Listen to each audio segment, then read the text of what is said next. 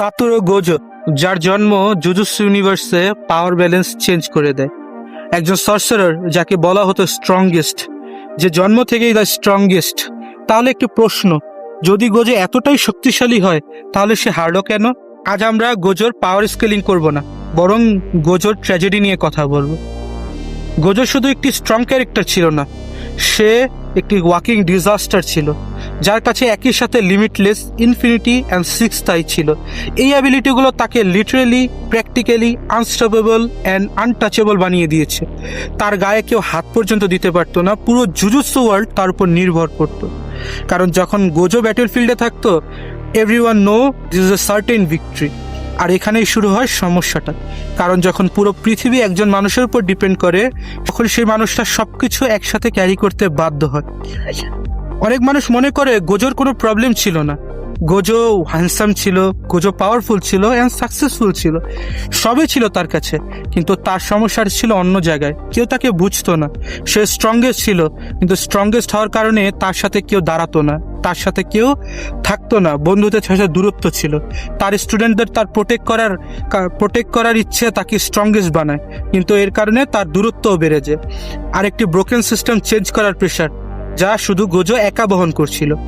একটি ডায়লগও না বলে পুরো স্টোরিকে আমাদের বুঝিয়ে দেয় গোজো। গোজো আমাদের এটা বুঝিয়েছে যে স্ট্রংগেস্ট হওয়াই মানে হ্যাপিয়েস্ট হওয়া না, অনেক সময় স্ট্রংগেস্ট মানুষগুলোই সবচেয়ে লোনলি। এখন আসি সবচেয়ে বড় প্রশ্নে, সুকুনা কেন জিতলো? সুকুনা কি গোজো থেকে পাওয়ারফুল ছিল? হয়তো না, কিন্তু ভিক্টরি সবসময় পাওয়ার দিয়ে ডিসাইড হয় না। সুকুনা ফাইট করেছে স্ট্রেংথ ব্যবহার করে, শুধু নিজের না, মাহোরাগার। সে অ্যাডাপ্ট করেছে, সে অবজার্ভ করেছে, সে লার্ন করেছে। সে মাহোরাগার অ্যাডাপ্টেশন ইউজ করে গোজোর ইনফিনিটিকে বাইপাস করার সবচেয়ে বেস্ট মেথড বের করে। গোজো ব্যাটল ফিল্ডে স্ট্রংগেস্ট ছিল, কিন্তু সুকুনা ব্যাটল ফিল্ডটাকেই চেঞ্জ করে ফেলে। এখানেই ডিফারেন্স। গোজো স্ট্রংগেস্ট ফাইটার ছিল, আর সুকুনা দ্য আলটিমেট সার্ভাইভার ছিল।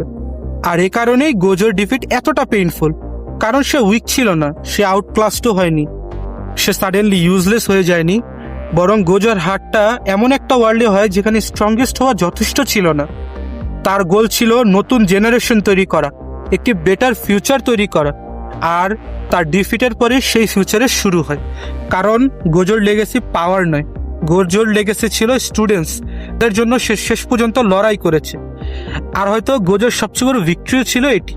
তোমাদের মতে গোজো কি সত্যি হেরেছে, নাকি তার লেগেসি এখনো বেঁচে আছে? কমেন্ট করে জানাও।